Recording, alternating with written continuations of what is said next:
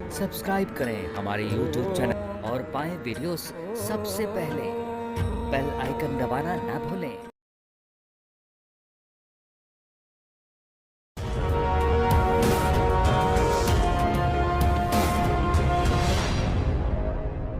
और वो भी 12 ज्योतिर्लिंगों में से आज ओंकारेश्वर महादेव की कथा। ओंकारेश्वर ज्योतिर्लिंग मध्य प्रदेश में नर्मदा नदी के तट पर उपस्थित है। एक समय देवर्षि नारद गोकर्ण नामक तीर्थ में जाकर भगवान शिव की आराधना कर रहे थे। देवर्षि नारद उस तीर्थ में आराधना करने के बाद और उस आराधना को जब पूर्ण हो गई तो भ्रमण करते हुए कुछ समय बाद नारद मुनि गिरिराज विंध्य के पास पहुंचे। विंध्याचल विंध्य के पास। विंध्य को बड़ा अभिमान था, मेरे पास क्या नहीं है, मेरे पास बहुत कुछ है। नारद जी को देखकर विंध्याचल पर्वत बड़े प्रसन्न हुए और कहने लगे, महाराज बताइए मैं आपकी क्या सेवा करूं। मेरे पास ये है, मेरे पास ये है, मेरे पास, आप जो कहेंगे वो सब आपकी सेवा में समर्पित कर दूंगा। नारद जी समझ गए विंध्याचल अभिमानी हो गए और अभिमान के ही कारण ऐसा कर रहे हैं। अच्छा, नारद जी भगवान का मन है और नारायण नारायण करते रहते हैं। नारद जी को पता है कि गाड़ी खराब हो जाए तो रिंच कहाँ लगानी चाहिए है? तो नारद जी को वो कह बताइए अभिमान के वशीभूत हो, आप जो कहें गुरुदेव आपकी सेवा करूं। तो नारद जी महाराज भी नारद जी थे, बड़ी लंबी सांस ली उन्होंने ऐसे करके और मुंह बना लिया। अब तुम बड़ी बड़ी डींगे हाँको और सामने वाला ऐसी लंबी सांस ले ले तो तुम्हें खरेगी कि नहीं। गुरुदेव आप ऐसी सांसें क्यों ले रहे हैं, क्या बात है, क्या मैंने कुछ गलत कह दिया। नारद जी बोले आजा मैं सिखाऊं। नारद जी बोले भैया तुम्हारे यहाँ सब कुछ है, तुम्हारे यहाँ कोई कमी नहीं है, पर एक बात बताऊं, मेरू पर्वत तुमसे बहुत ऊंचा है। मेरू पर्वत तुमसे बहुत ऊंचा है, उसकी शिखर देवताओं के लोक तक जा रही हैं। कहां तक? देवताओं के लोक तक जा रही है। इतना ऊंचा है सुमेरु पर्वत।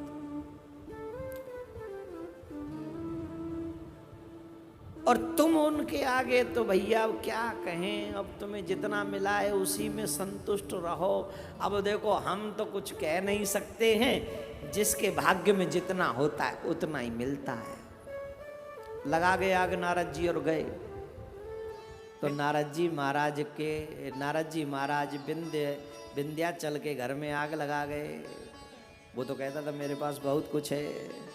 नारद जी बोले अभी दिखाते हैं कितना है। सुमेरु के बता गए मेरू पर्वत पे इतना कुछ है, तुझ पे कुछ नहीं। अब महाराज इस बात से ही जलन हो गई, उसके पास इतना है मेरे पास कुछ नहीं। तो विंध्य ने सोचा, विंध्य पर्वत सोचने लगा मेरे जीवन को धिक्कार है कि मुझसे आगे मेरू पर्वत है, मैं क्या करूं, मुझे तो सबसे आगे निकलना है। आजकल आगे निकलने की होड़ बड़ी मजबूत है महाराज।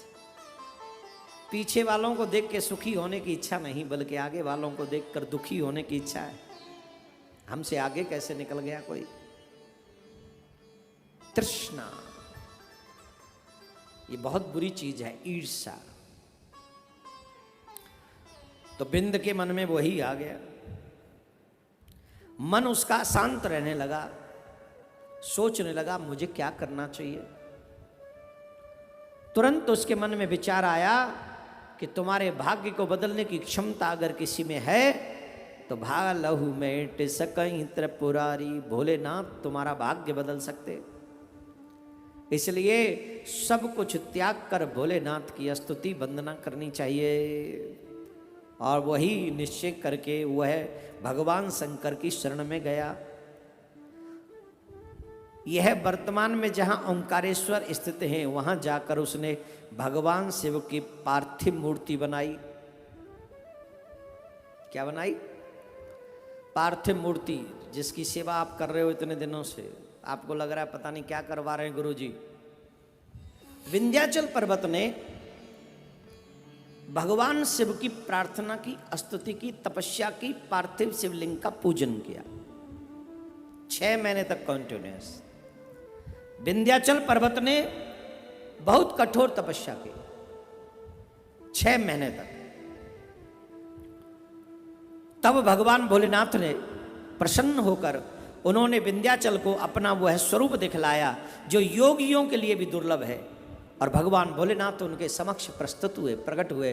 बोले शंकर भगवान की जय। नमः पार्वती पतये हर हर महादेव।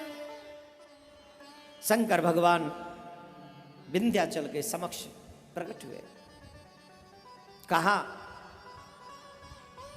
हे विंध्याचल, मैं तुमसे बड़ा प्रसन्न हूं, तुम्हारी सेवा से प्रसन्न हूं, तुम्हारी पूजा से प्रसन्न हूं, तुम्हारे प्रेम से, तुम्हारे समर्पण भाव से, तुम्हारी श्रद्धा से प्रसन्न हूं। मांगो, क्या चाहते हो, जो तुम कहोगे मैं तुम्हें दूंगा। याद रखें, जब भी जीवन में कठिन समय हो, जब भी जीवन में कठिन समय हो, आशुतोष भूत बावन भोलेनाथ की अर्चना, वंदना श्रद्धा सहित करनी चाहिए। जो तुम्हारे भाग्य में कुछ इधर उधर का लिखा है, उसे मिटाने की क्षमता बाबा भोलेनाथ में है। तो मेरे प्यारे, विंध्याचल पर प्रसन्न होकर भगवान कहते हैं, मांगो तुम्हें क्या चाहिए। अच्छा, विंध्य तो आया ही था किसी कारण, बस समझ रहे ना किस कारण से आया। किस कारण से आया था? कि मेरू पर्वत मुझसे ऊंचा क्यों है। तो विंध्य ने भगवान से प्रार्थना करके कहा, प्रभु आप अगर मेरी तपस्या से प्रसन्न हैं तो मुझे वह बुद्धि प्रदान कीजिए जो अपने कार्य को सिद्ध करने वाली हो। इसका मतलब है जो मैं सोचूं वो हो जाए। शंकर भगवान बोले, ए मस्तु, ऐसा ही होगा, तुम अपने कार्य को सिद्ध करने में सफल हो गए। कह दिया। विंध्य प्रसन्न हुए। वैसे यहां इस ज्योतिर्लिंग की कथा में ये सीमित प्रसंग है विंध्य का। उसके बाद प्रसन्न हुए, देवता भी वहां उपस्थित हो गए। देवताओं ने शंकर भगवान की स्तुति की, प्रार्थना की, हे प्रभु हम पर कृपा करो। अब आप जब यहाँ आ ही गए हो तो हमेशा आप यहाँ उपस्थित रहो, यहीं पर विराजमान रहो और यहाँ जो आपका दर्शन करें उन सबका कल्याण करो। हे नाथ, आप ऐसे ही कृपा करो। तो भगवान भोलेनाथ ने देवताओं की प्रार्थना को सुनकर परमेश्वर से प्रसन्न हो गए और उन सबको सुख देने के लिए वहाँ पर वो शहर स्वीकार किया। और जो एक ओंकार लिंग था वह 2 स्वरूपों में विभक्त हो गया। पहला ओंकारेश्वर और दूसरा अमलेश्वर के नाम से संसार में प्रसिद्ध हुआ। ये दोनों ही शिवलिंग भक्तों को अभीष्ट फल प्रदान करने वाले हैं। उस समय देवता और ऋषियों ने उन दोनों लिंगों की खूब विधिवत पूजा की, अर्चन किया, वंदन किया, अभिषेक किया। बोलो ओंकारेश्वर महादेव की जय।